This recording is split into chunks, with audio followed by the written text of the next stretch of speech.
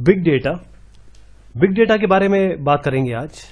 जैसे कि नाम ही बता रहा है, बिग डेटा यानी कि बड़ा डेटा। लेकिन ये बड़ा नहीं है, ये बहुत बड़ा है, ह्यूज है, ह्यूमंगस है, कोलोसल डेटा। उसके बारे में बात कर रहे हैं हम लोग। विकिपीडिया का कहना है, वैसे तो बहुत सारी डेफिनेशन है, कि बिग डेटा ऐसा डेटा है, ऐसा कलेक्शन ऑफ डेटा है, इतना ज्यादा बड़ा है और इतना कॉम्प्लेक्स है कि जो अभी एग्जिस्टिंग डेटा मैनेजमेंट टूल्स हैं या फिर डेटा बेस मैनेजमेंट सिस्टम है, उनके द्वारा इसको हैंडल करना थोड़ा मुश्किल है। और ये चैलेंज इसमें जो बिग डेटा को हैंडल करने में है, उसमें कैप्चर से लेके, स्टोरेज से लेके, सर्च करना, शेयर करना, ट्रांसफर करना, एनालिसिस करना और विजुअलाइजेशन तक है। तो बात यह है कि लार्जर डेटा सेट को यूज करें, उसे इंफॉर्मेशन निकालें। और क्योंकि डेटा इतना ज्यादा हो गया है और इतना महीन हो गया है, इतनी इंफॉर्मेशन देने लगा है कि उससे हम बिजनेस ट्रेंड पता कर सकते हैं, उससे हम रिसर्च बढ़ा सकते हैं, एक डिसीज के बारे में पता कर सकते हैं, लीगली चीजें देख सकते हैं, क्राइम से कॉम्बैट कर सकते हैं, यहां तक कि रियल टाइम में जो रोडवे के ट्रैफिक कंडीशंस हैं उनको पता कर सकते हैं। तो बिग डेटा में 3 वी होते हैं, बेसिकली 3 वीज आर देयर: वॉल्यूम, वेलोसिटी और variety. Volume, transaction, interaction, observation, ये तीनों मिला के बिग डेटा बनते हैं। पहले हम वॉल्यूम देखेंगे, फिर वेलोसिटी, फिर वैरायटी। लेकिन बात यह है कि ये सारी चीजें जुड़ी हुई हैं, ये सारी चीजें जुड़ी हुई हैं। पहले ईआरपी था, फिर सीआरएम आया, फिर वेब टेक्नोलॉजीज, अब है बिग डेटा। अब सारी चीजें देखें यहां पर, पहले मेगाबाइट में बात होती थी और अब पेटाबाइट्स में बात होती है। मुझे याद है कि जब मैं उस समय में, जिस समय वेब टेक्नोलॉजीज आई थी या फिर कंप्यूटर टेक्नोलॉजी आई थी, तो हम लोग पीटाबाइट्स और टेराबाइट के बारे में सोच भी नहीं सकते थे। लेकिन आज हम जेटाबाइट के बारे में सोचते हैं। क्यों? क्योंकि वॉल्यूम बहुत ज्यादा है। 2020 तक 44 गुना बढ़ जाएगा डेटा। 0.8 जेटाबाइट जो है वो 35 जेटाबाइट बन जाएगा। यानी कि डेटा जो है वो एक्सपोनेंशियली इंक्रीज कर रहा है। टेराबाइट्स, अभी आज हम टेराबाइट्स की बात कर रहे हैं, लेकिन जेटाबाइट्स से आगे सोचने की जरूरत है। अब एक्सपोनेंशियल इंक्रीज है क्योंकि ट्विटर है, फेसबुक है, ये गूगल है, इनकी जो सर्विसेज हैं जैसे ट्विटर है, कितने सारे ट्वीट पर डे आते हैं, 12 टेराबाइट। फेसबुक 25 टेराबाइट का डेटा। और गूगल का तो आप बता नहीं सकते, जीमेल है, यूट्यूब है, पता नहीं कितने सारे इनके वो हैं। डेटा इतना सारा आ रहा है। इसके अलावा ये तो छोड़िए आप, ये तो सोशल वेबसाइट्स हैं। इसके अलावा RFID से डेटा आ रहा है, मोबाइल से आ रहा है, GPS से आ रहा है, तरह तरह की सर्विसेज से आ रहा है। जैसे अगर आप LHC की बात करें, 15 पीटाबाइट 1 साल में। अगर आप अर्थस्कोप की बात करें तो अर्थस्कोप 67 टेराबाइट ऑफ डेटा देता है 1 साल में। इनको कैसे हैंडल किया जाए? साथ में वैरायटी, यानी कि वॉल्यूम तो है, वैरायटी भी है, सब अलग अलग है। मतलब आपको संभालना तो डेटा को है, लेकिन सब अलग अलग डेटा है। कोई XML है, कोई टेक्स्ट डेटा है, कोई कुछ और है।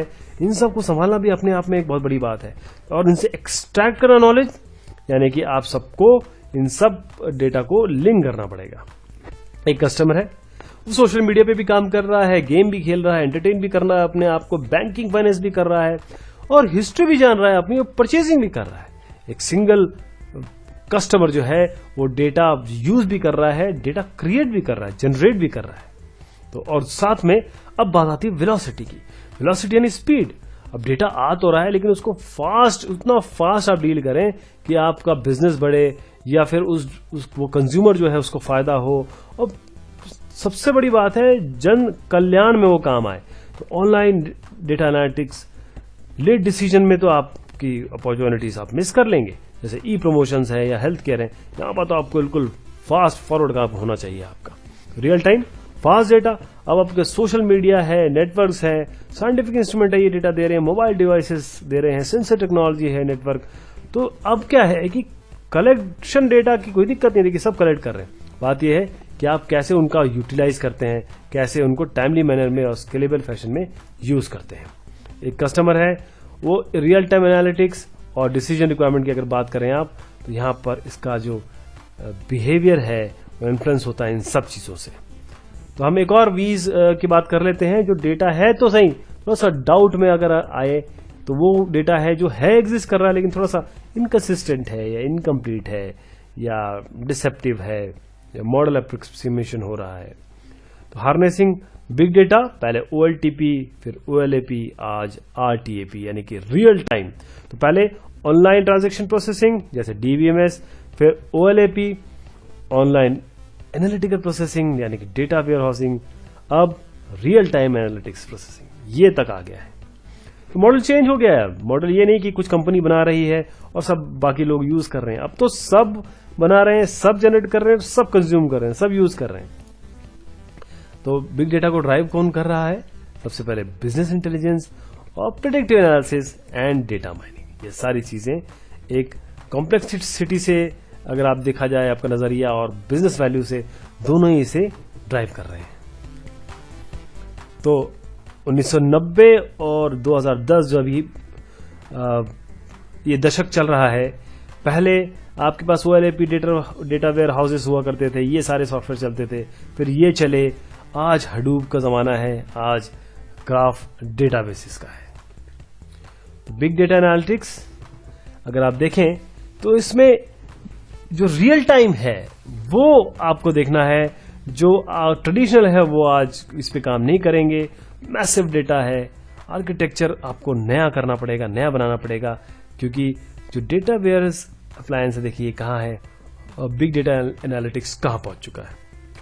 बिग डेटा लैंडस्केप देखिए आप, ये एप्स हैं जो बिग डेटा प्रोड्यूस कर रहे हैं और ये इंफ्रास्ट्रक्चर हैं जो इसे सपोर्ट कर रहे हैं। तो बिग डेटा टेक्नोलॉजी के बारे में कहना चाहूंगा कि टेराबाइट से जेटाबाइट तक पहुंच गए हैं हम। देखिए चाहे कोई भी हो, चाहे आप फास्ट डेटा की बात करें, बिग एनालिटिक्स की बात करें या डीप इनसाइट की बात करें, जो चीजें सर्विसेज हैं, चाहे सॉफ्टवेयर हैं, चाहे जो चीज है, वो आपको इतना डेटा प्रोवाइड कर रहे हैं, इतना डेटा है आपके पास कि उनको हैंडल करना और उन पे काम करना ये अपने आप में एक चैलेंज है। बहुत शुक्रिया, बहुत मेहरबानी आप सभी की।